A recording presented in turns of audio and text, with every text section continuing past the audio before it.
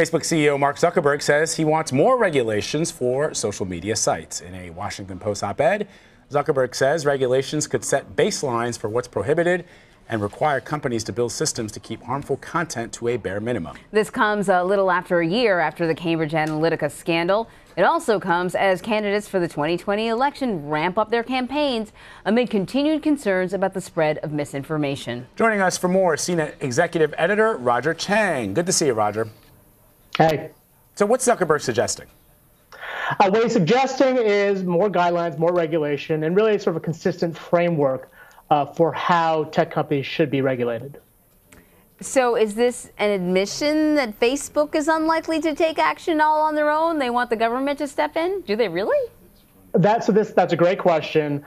I would say that given the sheer amount of controversies stacked upon Facebook, at this point, regulation is inevitable. Facebook sees the writing on the wall. And so rather than fight it, Facebook wants to go along with it and, presumably help guide what those regulations will look like. So, they are to the maximum benefit of Facebook. Yeah, I actually became a little suspicious when I saw this story because I thought, just like in other industries where, though the government regulates, like the FAA, they depend on the industry to tell them how to regulate themselves, it would behoove Facebook to write the guidelines, write the regulations, give them to the government because they're also writing the regulations not just for themselves, but for their competition as well.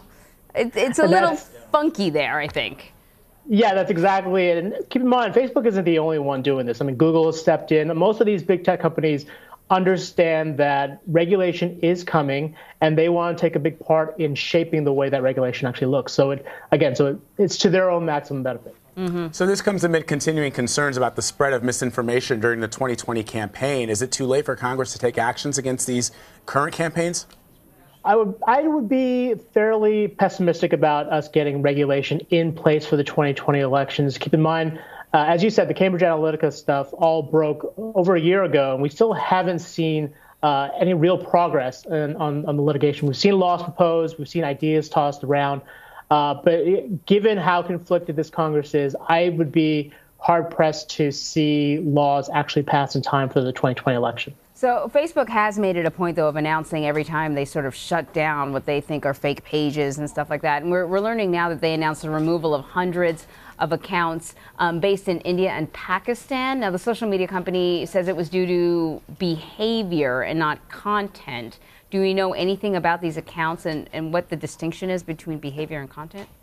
Yeah, so what they claim is that the content got pulled down because it was based off of inauthentic or coordinated inauthentic behavior, essentially trolls or some sort of targeted attack to push forward an agenda. In this particular case, I think it was the opposition party in India ahead of the elections. So in this case, I think Facebook, to its credit, sensed that someone was meddling with the election process there and proactively went and took down some of this content. So what about internationally? Are they doing enough to combat propaganda overseas? They've definitely stepped up their efforts. I don't know if they're doing as much as they possibly could, but you saw the last 2 years or so between the 2018 elections here, as well as a number of elections abroad, especially in Europe. You did see Facebook take a more proactive approach in combating fake information, misinformation, partnering with third-party groups to authenticate some of the information that's out there. But it's a massive social network, and it's hard to stamp out all the misinformation there. All right, Roger, thank you so much.